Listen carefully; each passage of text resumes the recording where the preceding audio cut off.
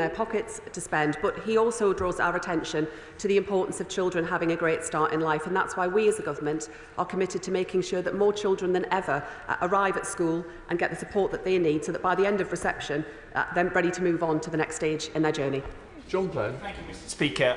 In the City of London, one of the big challenges remaining is to ensure that maximum number of people from the widest socio-economic backgrounds can get into that industry. Recently, I met with Progress Together and Vincent Keaveney, a recent Lord Mayor of London, who's made massive progress to understand that the data collection process does not need to be expensive. Will the Secretary of State get in touch with her ministerial colleagues and the Financial Conduct Authority to alert them to the opportunity to collect data at little expense that would really raise the profile of the challenge remaining? Yes, Mr. Speaker, I'd be more than happy to do that, and I do thank and congratulate the right honourable gentleman for his work in this area, for the attention that he has drawn to it, because I think it is a cause that we can all get behind. I think there is also more that employers can be asked to do, as he describes, but also more that we as government can do, and that's why I think it's also important that all young people have access to good work experience and careers guidance, so that they understand the full range of opportunities that are out there in the world. Jess Brown-Fuller. Speaker. Women carers are far more likely to reduce their working hours or give up work entirely to look after their loved ones, which is putting them at a significant financial disadvantage. Does the Secretary of State agree that the Lib Dem policy to reform social care and to introduce free personal care would keep more women in work for longer? I understand the important point that the Honourable Lady raises, and she will know that through the budget we did increase the threshold around carers allowance and also delivered a big boost in terms of the payments that people can receive. But I do understand the wider challenge that she sets out around social care. That's why the Health Secretary is taking action to make sure that we do transform social care across our country, and I'm sure that ministers will be happy to discuss that with her further. Alison Griffiths. Thank you, Mr. Speaker. The Children's Wellbeing and Schools Bill, introduced to the House yesterday, sets out to unpick every aspect of the school reforms which have seen English children rocket up the international league tables in reading, maths and science. How can this government possibly say they want to break down barriers to opportunity when they're reversing the reforms which have transformed the lives of the most disadvantaged students? Yeah. Mr. Speaker, I don't know which bill the Honourable Lady has been reading, because it's not the bill that we presented to the House yesterday. I am determined to drive high and rising standards right across our school system. I would also just say to the Honourable Lady that she might be satisfied that 1 in 4 disadvantaged children leave primary school without reaching a good standard in English and maths. I am not happy about that, and I'm not happy about the fact that 1 in 5 children are persistently absent from school, and that we have inherited a SEND system in crisis. We will turn this around. We will deliver better life chances for all of our children. Kirsty Blackman. Earning women are far less likely to have sufficient private pensions than their male counterparts. Is this why the Secretary of State has decided that governmental responsibility ends when working age ends? Mr. Speaker, the Honourable Lady does raise an important point around some of the differences we see in pensions. I'm sure I'd be more than happy to pick that up with the relevant minister to see that she receives the full response to the question she asks. Right. Mims Davis, Shadow Secretary. Mr. Speaker, Merry Christmas, and here is to festive tipples in our locals. But it's certainly not a cheery Christmas for the waspy women that Labour have betrayed. Now, hospitality is at the heart of our economy with a diverse workforce, 17% Equality Act disabled, 20% ethnic minority groups, and over 54% of the sector's workers are women. Can the Secretary of State tell the House what conversations have taken place between her and the Chancellor on the chilling effect on future earnings due to the Labour government's jobs tax, higher business rates underpinned by £3.4 billion of costs increase, according to Hospitality UK, which will drive down future earnings? I agree that the hospitality sector is absolutely crucial to our economy, and at this time of year when many people will be working across Christmas, I do pay tribute to them and for their work and thank them for their contribution to our economy. On the wider question that the Right Honourable Lady raises, She knows as well as I do that this government inherited a £22 billion black hole from the party opposite. We have had to make some difficult decisions in order to stabilise our economy and to get it back on track. Jacob Collier. Mr. Speaker. Sorry. Merry Christmas, Mr. Speaker.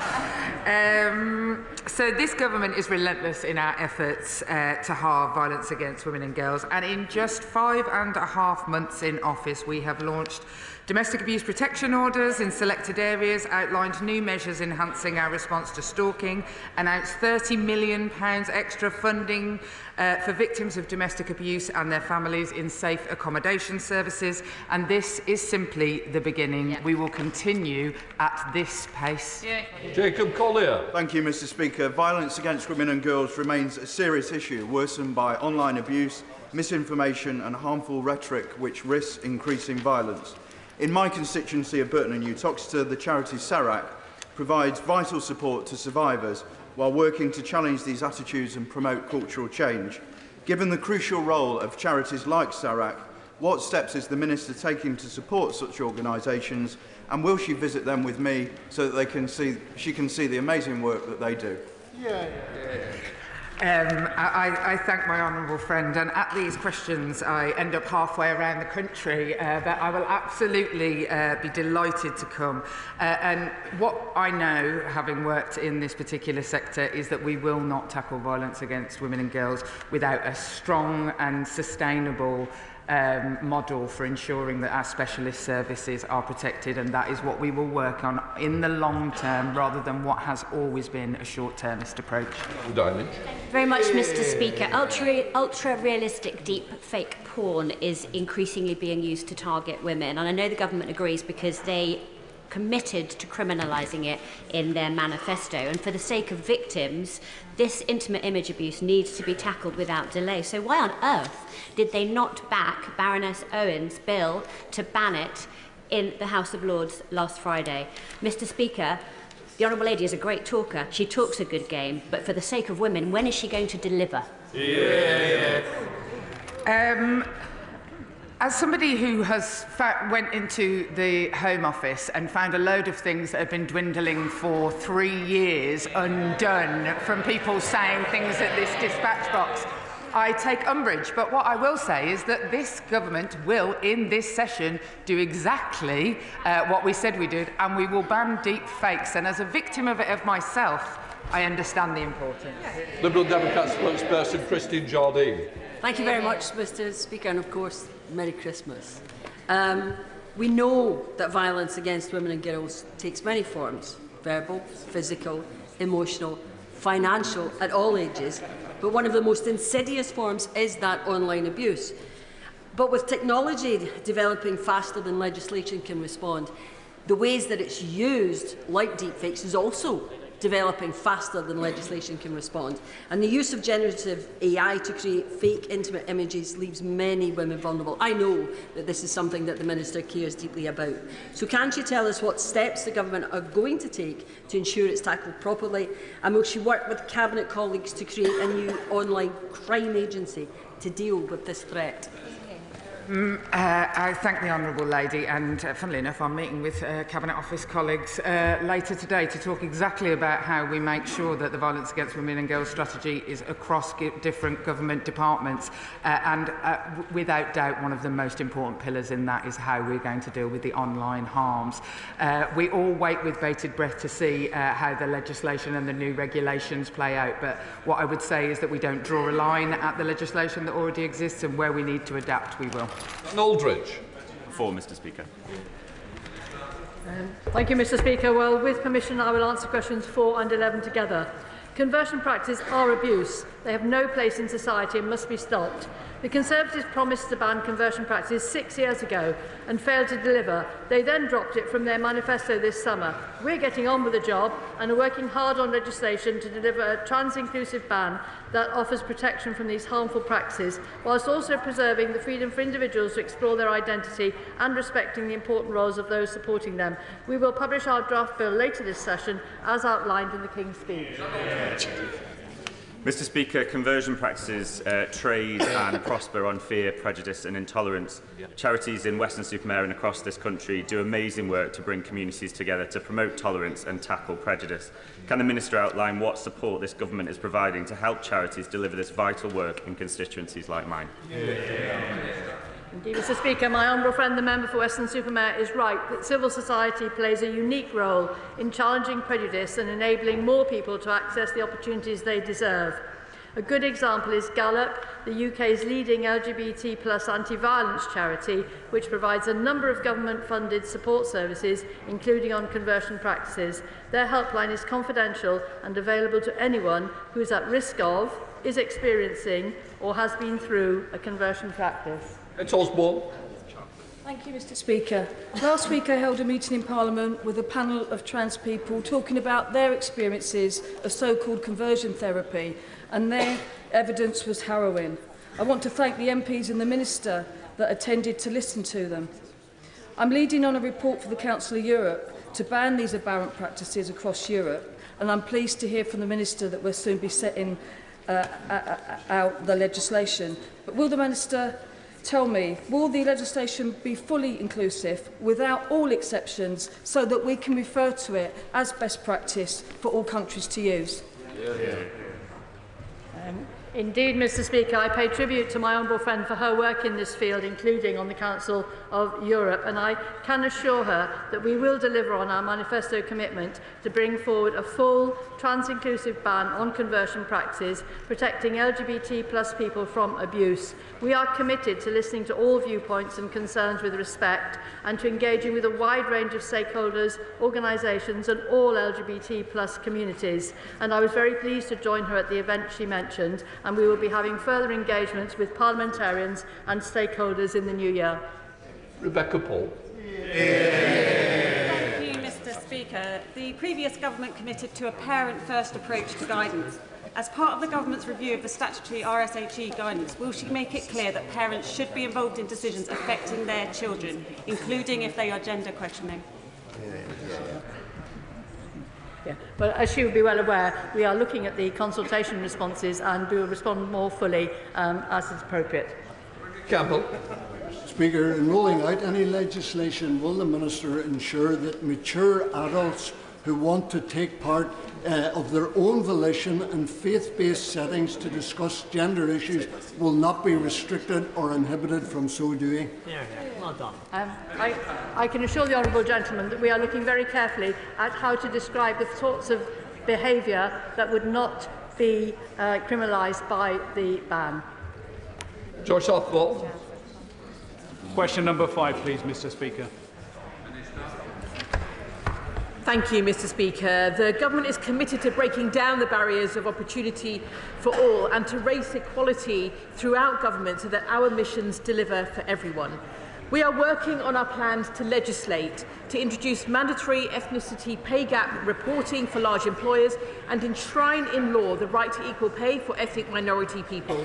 These measures were announced as part of the Equality, Race and Disability Bill, on which we will consult early next year.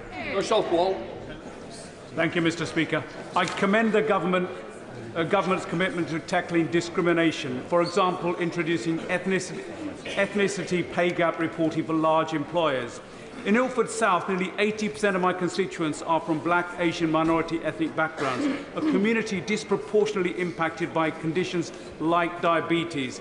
What's the government doing to tackle health inequalities and disparities amongst minority ethnic individuals? Mr Speaker, he raises a vital issue on behalf of his constituents, and the cross-government approach we are taking to tackle the root causes of health inequalities is central to our health mission. This includes prioritising prevention and shifting care closer to communities. On type 2 diabetes, the NHS has developed a focused engagement campaign to raise awareness with those groups who are most likely to develop the condition on which he may wish to connect. John Cooper. Mr Speaker, Merry Christmas and a good New Year when it comes. Mr. Speaker, I was astonished that the vacillating Prime Minister did not take the opportunity to rule out definitively blasphemy laws in this country. They have no place in modern British society. This is the land of Monty Python and the life of Brian after all. Will the Minister take the opportunity to do what the Prime Minister would not and rule out completely any opportunity to introduce blasphemy laws?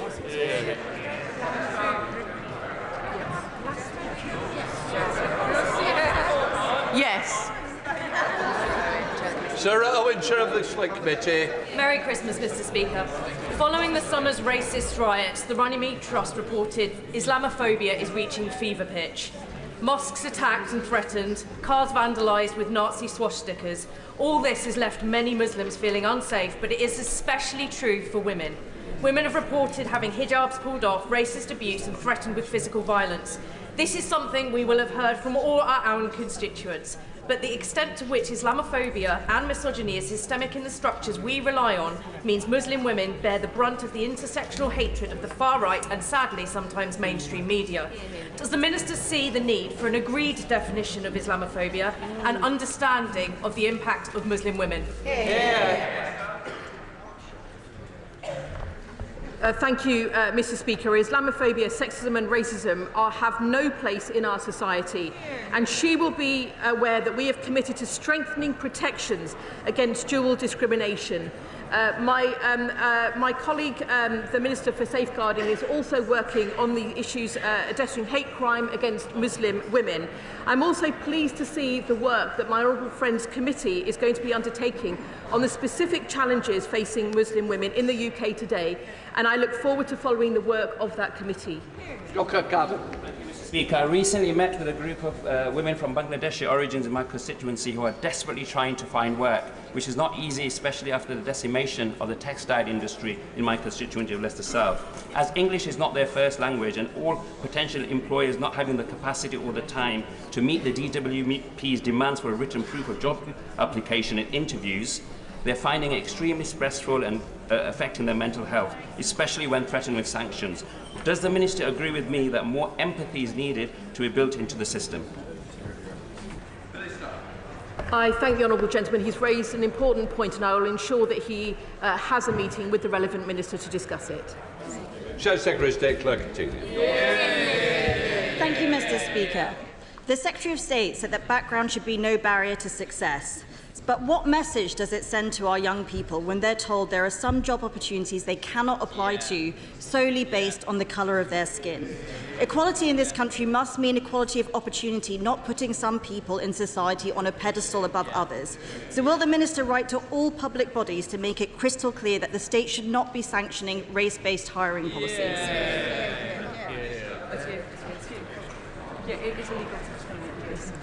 She will be aware that it is illegal to discriminate in the way that she is described, and I will certainly ensure that that the question she has raised will be followed up with my relevant colleagues. Those in writing, we come to topicals. Mr. Speaker. Thank you, Mr. Speaker. Earlier this month, the Government set out our plan for change, a plan to raise living standards for everyone. Everyone should have access to warm homes, a revitalised NHS, opportunities to thrive at work and to feel safe on our streets. And I am proud to be driving our mission to ensure that background is no barrier to success and that every child has the best start in life. This week marks the end of Disability History Month, during which my right honourable friend, the Minister for Disability, has met with disabled people and disabled people's organisations and set up a network of lead ministers for disability across every government department. Those in writing. Last week, I visited Northamptonshire Domestic Abuse Services. We discussed, as Domestic Abuse UK estimates, that reported incidents spiked up to 20% during the Christmas period. Can the Minister tell me what the Government is doing to ensure that those affected by domestic violence can get support at this time of year? Can I thank my honourable friend for that important question and pay tribute to the work of Northamptonshire Domestic Abuse Services and everyone working across domestic violence and sexual abuse services this Christmas. I know from my own experience working in such services over this Christmas period how busy it can be. But I want to send a message to all victims that support is always there when you need it, even at Christmas, and the police will always respond where they are called, where there are serious concerns. People should know that they are not alone at Christmas, Mr. Speaker, and that help and support is always available. Shadow Secretary of State Clerk continue. Mr. Speaker, turning a blind eye to the risks of vulnerable people in the name of inclusivity is anything but compassionate. We know that cousin marriage significantly increases the risk of childbirth defects and locks women into coercive relationships. The Right Honourable Member for Basildon and Billericay brought forward sensible legislation to ban this practice. Why won't the government support it? Mr. Speaker, the government will of course always keep such issues under review, and I'll make sure the Minister in the relevant department speaks with the Right Honourable Lady on this topic. Absolutely. The picture. Mr. Speaker,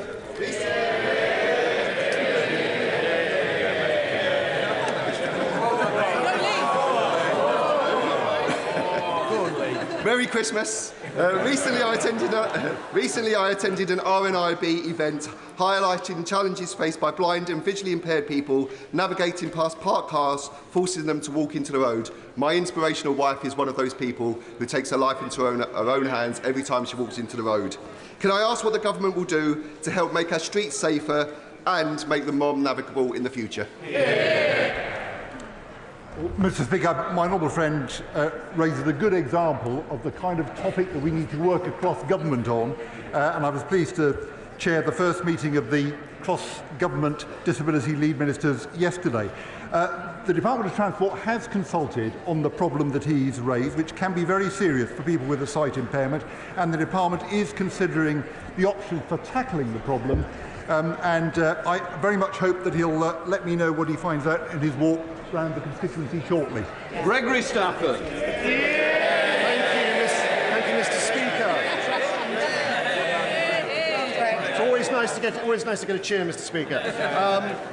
As a former treasurer of the Oxford Union, I was disgusted that 3 weeks ago there was a debate that descended into a mess of anti-Semitism, where the students voted in a majority that they would not have reported Hamas's plans if they'd known them prior to the 7th of October attacks. Will the Secretary of State write to the Oxford Union and say that anti-Semitism has no place in our society, and especially not our universities? The government could not have been clearer in terms of our position on anti-Semitism. There is no place for anti-Semitism in our society, nor for any form of racism. That applies whether it's within educational settings in any other part of our society. That's been made very clear indeed. Thank you. That completes questions. We now come to Prime Minister's questions. Chris Hinchcliffe.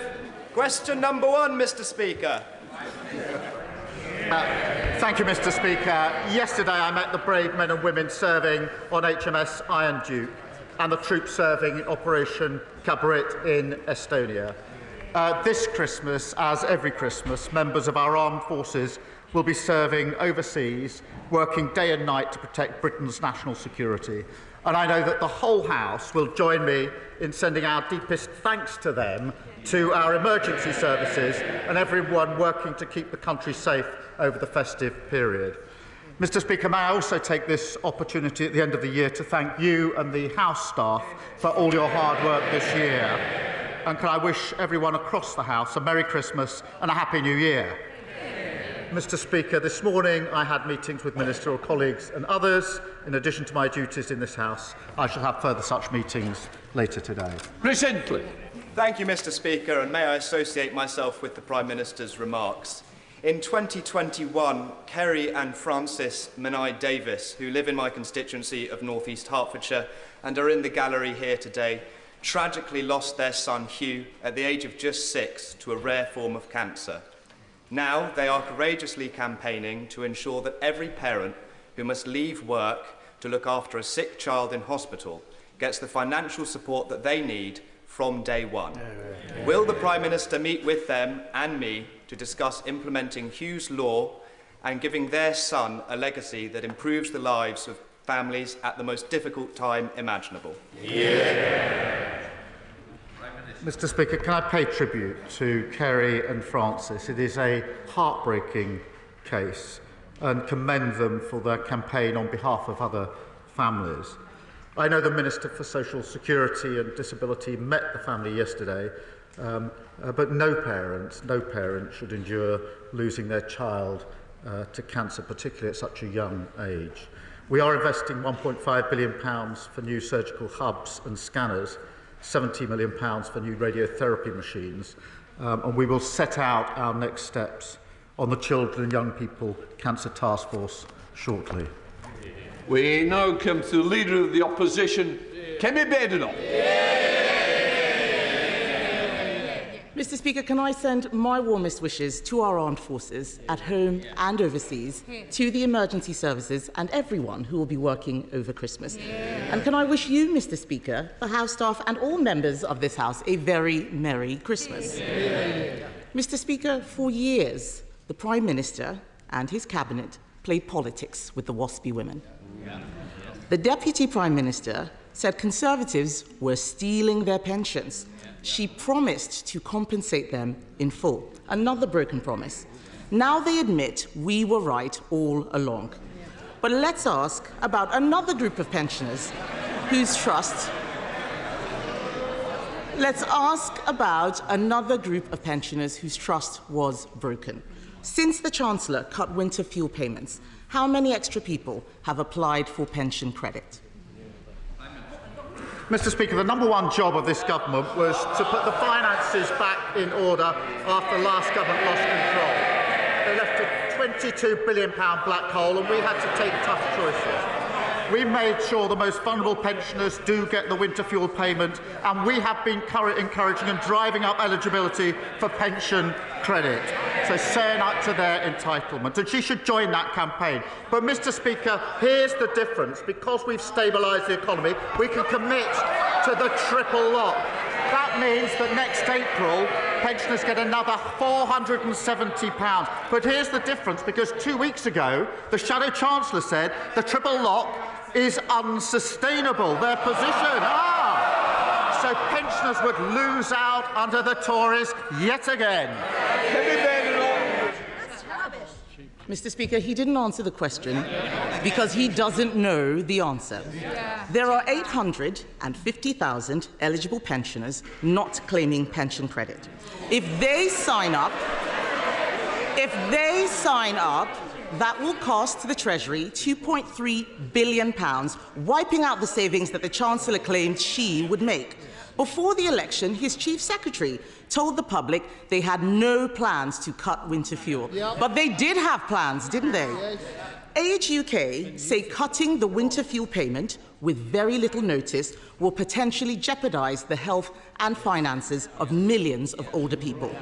Does he agree with Age UK that this is the last thing both pensioners and the NHS need? Mr. Speaker, we've been driving up with a campaign for pension credit. It's important that everybody who's entitled to it claims that pension credit. And she shouldn't claim as some great victory the record of their government that people haven't signed up. We're the ones with the campaign. They should be supporting it.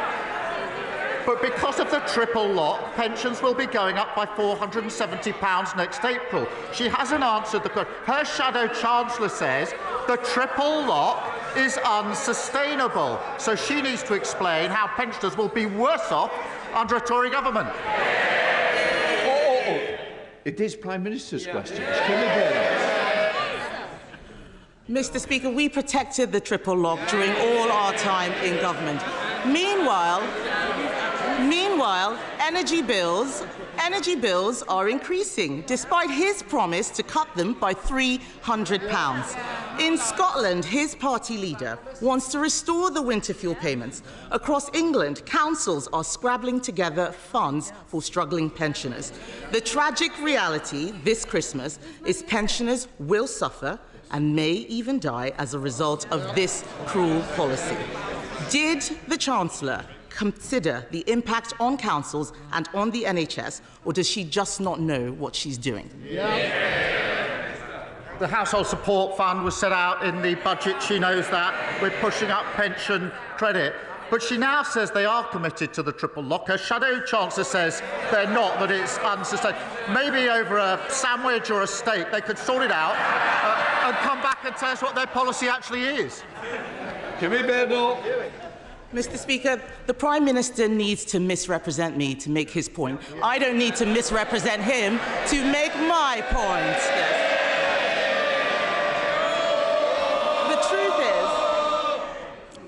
The truth is, he didn't think this through. Cutting winter fuel payments isn't just callous. It may not make savings. It could actually cost us all more. And that's not the only policy which is making things worse. The Chancellor's budget is a body blow to family businesses and also charities. Marie Curie have warned that Labour's budget will cost them nearly £3 million a year. This is a cancer charity saying they have no option but to reduce services. Did the Chancellor tell the Prime Minister that her jobs tax was going to hit charities? Mr. Speaker, she's asked 3 questions about winter fuel with a leaving out. I'll come to that. But she's changed her mind on this. She used to say that the payments were a dead weight. She said there were members of her constituency who didn't need it. And they all stood in 2017 on a manifesto, a Tory manifesto, that committed to getting rid of the universal winter payments for pensioners. So we can see what their real commitment is. As for the budget, we're driving up productivity. Oh, I don't want to have to ring your mother. Prime Minister. Mr. Speaker, we're driving up productivity, prosperity and living standards. That's a pay rise for the 3 million who are the lowest paid. They should welcome that. A pay rise for those working in the NHS and better than expected wage growth just before Christmas. What unites all three? Delivered by Labour, opposed by the Tories. Mr. Speaker, I don't know what world he's living in. The economy is shrinking, and they did not think this jobs tax through or who it would impact. Another area affected is the hospice sector. Hospices believe the budget will cost them an extra £30 million.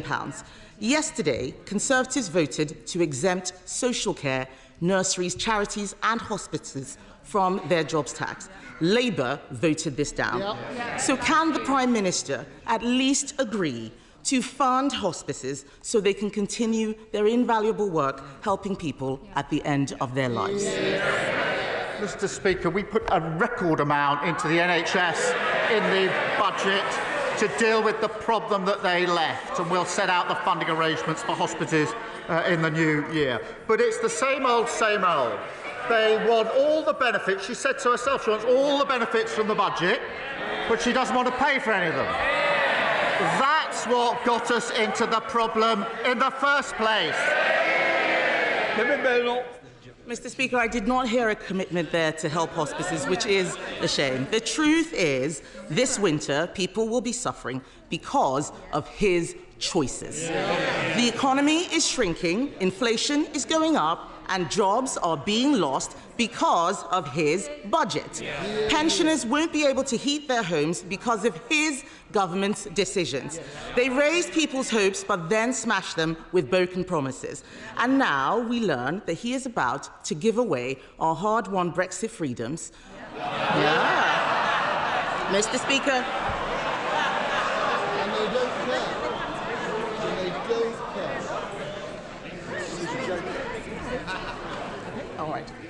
Mr. Speaker, now we learn he is about to give away our hard-won Brexit freedoms. The truth is, they are punching the British people in the face, literally in the case of one of his MPs, and he will pretend that this is about the past. But we all know these are his choices, bad choices. If he's looking for a New Year's resolution, why doesn't he start with telling the truth? I'll do it now. £22 billion black hole left by them. Record numbers on the waiting lists. Nearly. It's not a good time to leave the chamber, is it? Prime Minister. Mr. Speaker, £22 billion black hole. Record waiting list with their NHS. They should hang their heads in shame.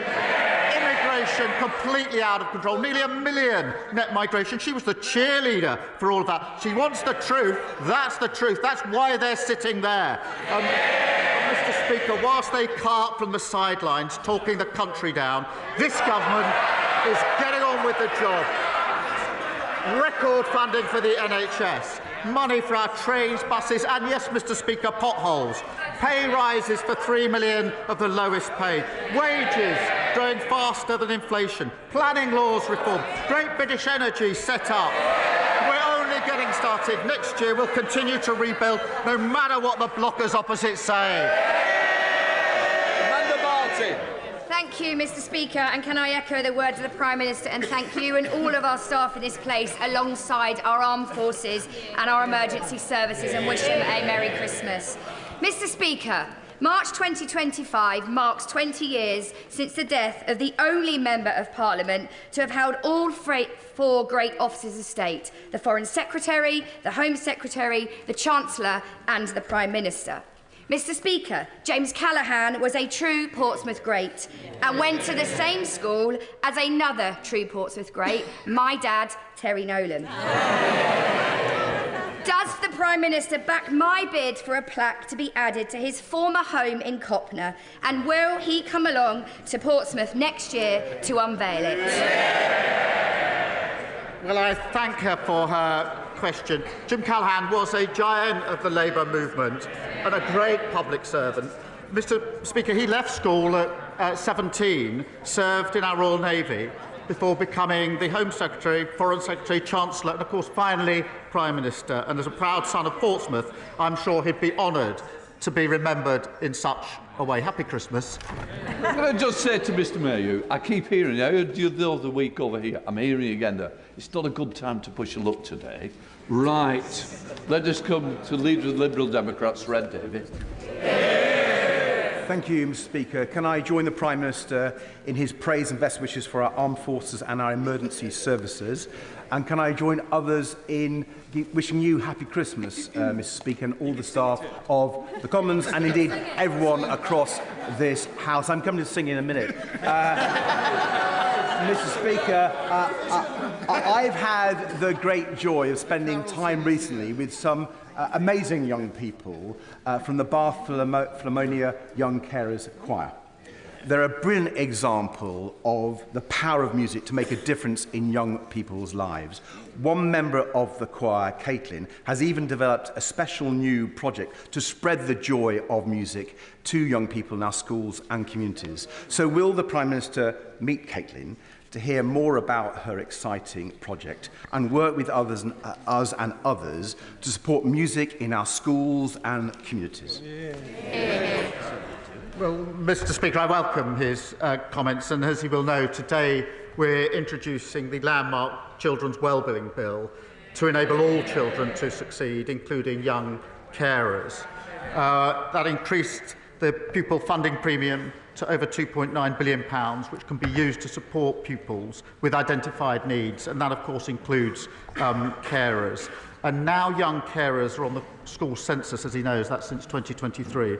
They have greater visibility and schools will be better able to identify and support them. Mr. Speaker, he talks of singing. There was carols outside our front door on Monday, and my family was surprised to see the Honourable Gentleman, Right Honourable Gentleman, shamelessly plugging his song. We have strict rules about antisocial behaviour, but in the spirit of the season, I simply say Happy Christmas. Sir Red David. Well, Happy Christmas, Prime Minister. Can I thank him for allowing the Young Carers Choir to sing outside number 10? I hope he and the staff enjoyed it. Our song is called Love Is Enough, but the hard truth is, for many young carers and young adult carers, actually love is not enough. These amazing young people need real action to help them with the challenges they face. So in addition to the measures that the Prime Minister just talked about, will he support the Carers Trust's Young Carers Covenant to make sure across government, across local authorities, we are supporting these young people with all the support they deserve? We should support these young people, and we continue to work across the sector to ensure all schools identify, support and record data on young carers. And of course, Mr. Speaker, we boosted the carers allowance in the budget, but I agree with him in relation to these young carers. Thank you, Mr. Speaker. Can I associate myself with the remarks of the Prime Minister in wishing everyone a very happy Christmas this year? For many in my constituency and indeed across the country, particularly those in temporary accommodation, it won't be a happy Christmas. On the Tories' watch, temporary homelessness more than doubled. So what is the government doing to support families and children living in temporary accommodation, particularly this season? Well, she's right about the appalling inheritance, which included record numbers sleeping rough, almost 160,000 children living in temporary accommodation. Speaker, we're delivering nearly £1 billion into councils to tackle homelessness, including increasing funding in Bolton over the next year. That includes dedicated support with housing, with mental health, and with employment. But we're also committed to tackling the root causes, and that's why we're building 1.5 million new homes and abolishing Section 21 no-fault eviction, something they said they were going to do and repeatedly failed to do. Ben Lake. In 2022, the Prime Minister supported calls for fair and fast compensation for 1950s women impacted by the changes to the state pension. And yet, just yesterday, his government rejected those same calls out of hand. Mr. Speaker, is this what the Prime Minister meant when he promised to lead a government of change? Mr. Speaker, this is a serious issue. Between 2005 and 2007, there were, I think, a 28-month delay in letters to women born in the 1950s about changes to pension age. That was unacceptable, and it was right that the government apologised for that. In 2011, the former Chancellor, George Osborne, then accelerated those changes with very little notice. That equally was unacceptable, and Labour opposed it at the time. It is a serious issue. It's a complex issue. The research, as he knows, shows that 90% of those impacted knew about the changes that were taking place. And I'm afraid to say the taxpayer simply can't afford the tens of billions of pounds in compensation when the evidence does show that 90% of those impacted did know about it. That's because of the state of our economy. Brady. Thank you, Mr. Speaker. Recent data shows that almost 11,000 Scots have been waiting for hospital treatment for over 2 years after referral. The equivalent number in England is around 113. Would the Prime Minister agree with me that this shows the catastrophic damage the SNP government have done to the Scottish NHS? Well, he's right when he says the SNP is letting down patients in Scotland. As the Scottish Auditor General says, greater leadership is needed in the Scottish NHS. Waiting list targets are being missed. Spending on agency staff is skyrocketing. And delays to patient discharge are hitting record levels. They seem to be proud of that appalling record. We've provided the money, they've got the powers, they've run out of excuses. Blake Stevenson. Thank you, Mr. Speaker. Since the summer, thousands of commuters using Harlington and Flitwick stations have had to put up with nearly 8% of trains being cancelled in the evening peak, and nearly a third of trains that do arrive are more than 5 minutes late. Is it a mere coincidence, Mr. Speaker, that such poor performance follows this government's decision to pay off their union backers with no strings attached? The trains and all travel was in an appalling state under the last government. We're clearing that up and fixing it, and he should be welcoming that. Ian Byrne. Thank you, Mr. Speaker. The Parliamentary Ombudsman concluded that an injustice was done to 1950s born women. It ruled that they are owed compensation and that Parliament intervened to deliver justice. In my constituency of Liverpool, West Derby, I have more than 5,000 women affected. And alongside a great many members in this House, I believe these women are owed compensation for the injustice done to them at the hands of the state. So will the Prime Minister give members the opportunity to vote on whether they believe Wasby women are owed compensation? Mr. Speaker, I've just set out the factual background. and the percentage that knew about the change. And the simple fact of the matter is, in the current economic circumstances, the taxpayer can't bear the burden of tens of billions of pounds in compensation. Well, they're chuntering away. In 14 years, they accelerated the changes and not once spoke about compensation. Rebecca Smith. Thank you, Mr. Speaker. My constituents, Caroline and Savannah, are just two of thousands across Devon, Cornwall and beyond who are living with postural tachycardia syndrome and have been unable to access adequate treatment since the retirement of the only consultant available to work with them in July. What action can the Prime Minister take to help me secure the treatment that my constituents need, and will he agree to meet with me and them to discuss the treatment of POTS in more detail?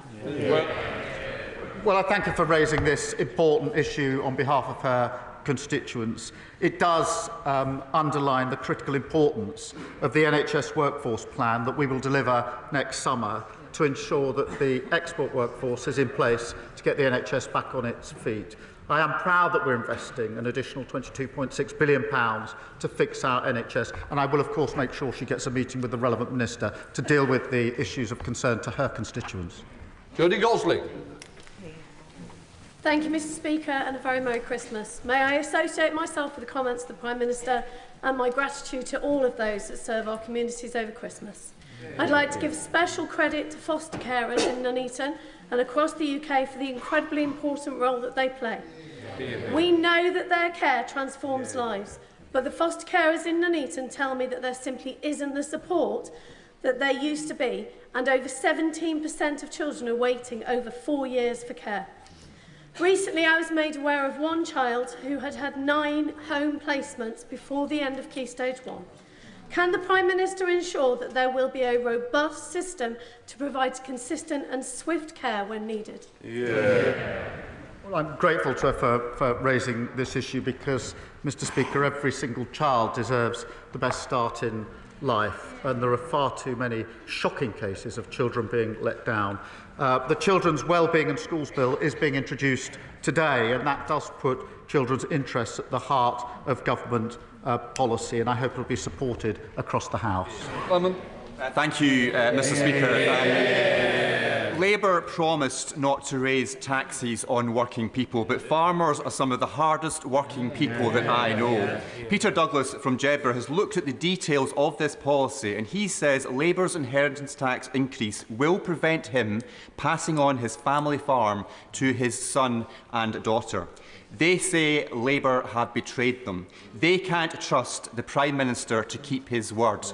They've got a point, haven't they? If he would kindly pass the details of the individual case he's raised to my team, we will look into it.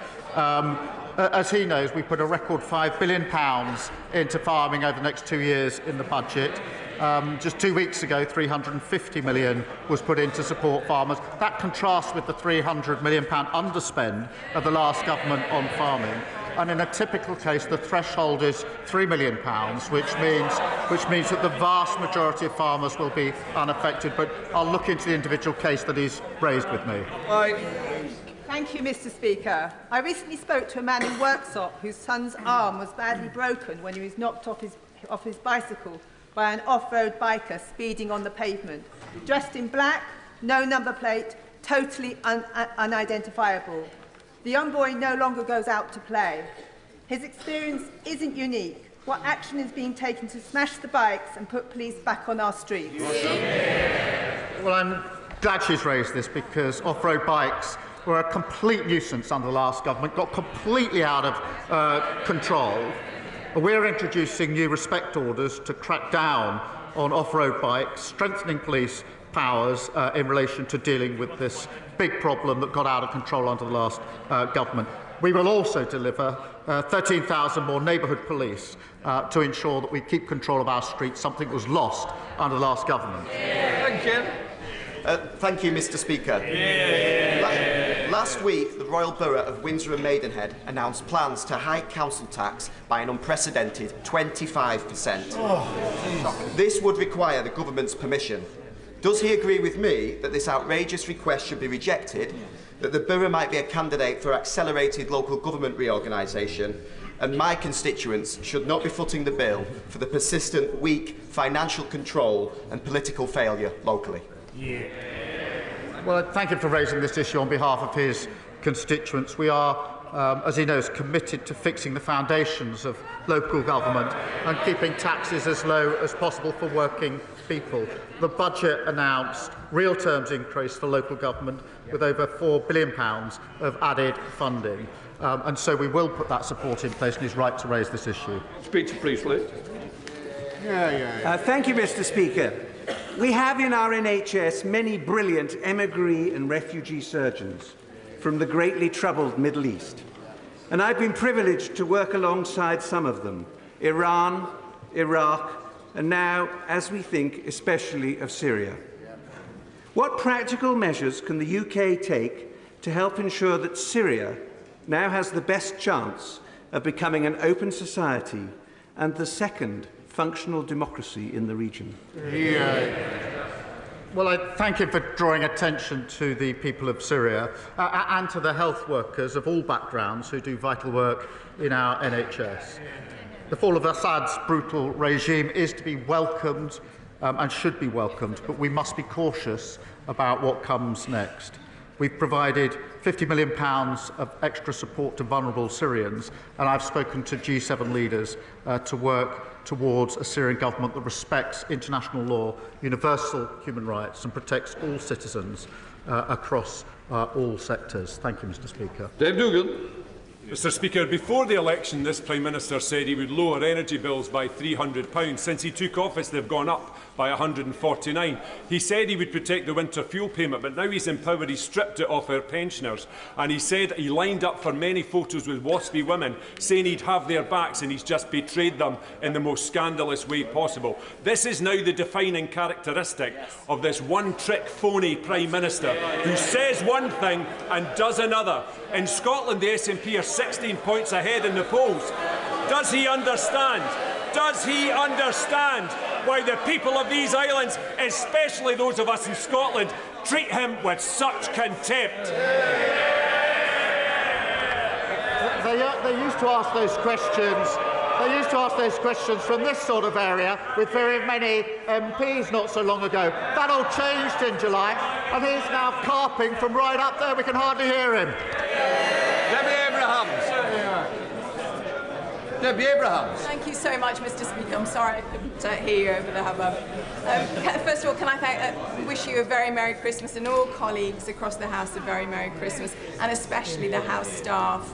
And also, I associate myself with the remarks thanking emergency services and our armed forces for their service. Mr. Speaker, Christmas is a time for peace and goodwill. Given there are more conflicts now than at any time since World War II, and that all wars end with a peace, what is the Prime Minister's resolution to work with others for a more peaceful world in 2025? Well, Mr. Speaker, can I thank her for her question? And I'm sure colleagues across the House support the values of the Parliamentarians for Peace, which I know she is involved with, and their work to support human rights across the globe. And that is the sentiment, I think, that we take into this festive period. Thank you. Richard Ford. Thank you, Mr. Speaker. And it was good to hear that the Prime Minister visited British soldiers in Estonia yesterday before they have to spend Christmas away from their families.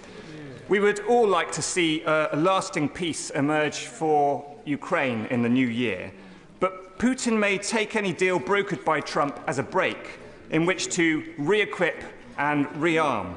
What will his government do to deter Russia from restarting its imperial war of aggression following any peace deal? Well, can I congratulate him on his appointment to the Intelligence and Security Committee and thank him for raising the question of our troops in Estonia, who will be there over Christmas without their families, and they're right on the front line with a very clear sense of purpose as part of our NATO contingent, and we thank them. He's right that we must continue to support Ukraine, and that was the subject of our discussions in Estonia yesterday. Make sure Ukraine is put in the strongest possible position, whether negotiations or not, and be absolutely clear that this conflict could be ended straight away if the aggressor, Russia, backed off. Mother of the House, Diane Abbott.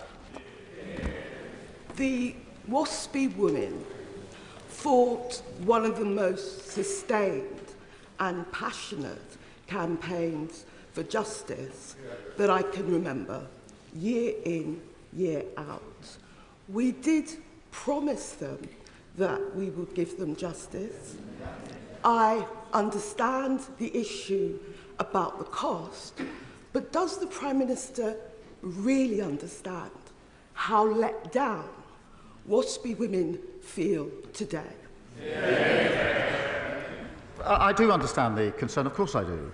I set out the history, Mr. Speaker, but the research is clear that 90% of those impacted did know about the change. And in those circumstances, the taxpayer simply can't afford the burden of tens of billions of pounds of compensation. But I do understand the concerns.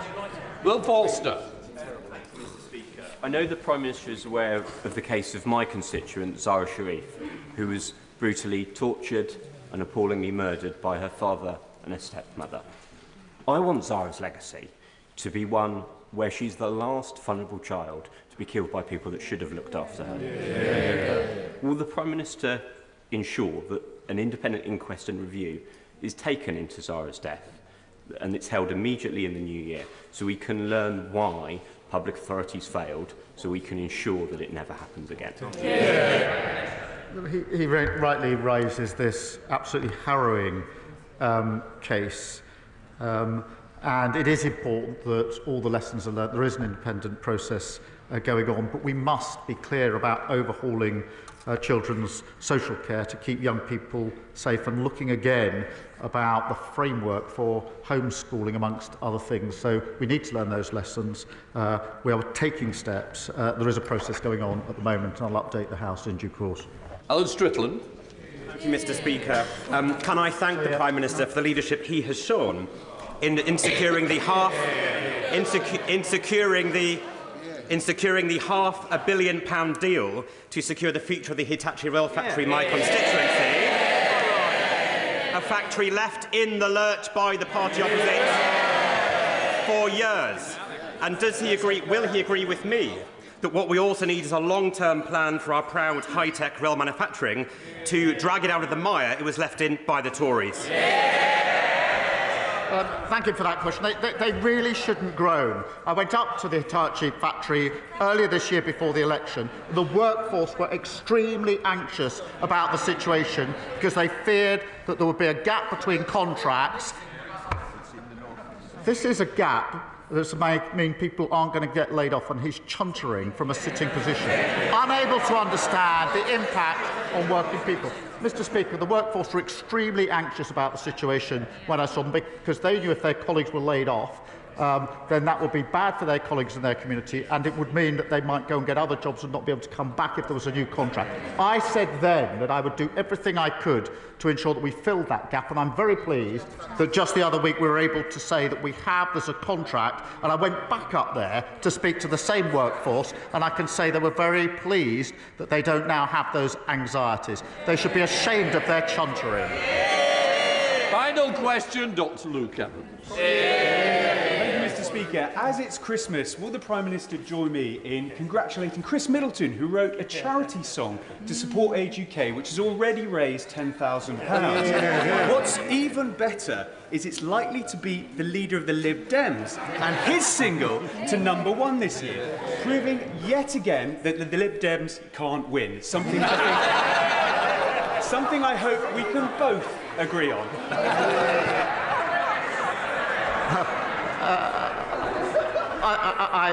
I'm not going to adjudicate between the contending singles for the top of the charts. But I will end, Mr. Speaker, this is the last question, I think, by just repeating a happy Christmas and a peaceful New Year to everyone across the House. Right, we'll let the front benches change up.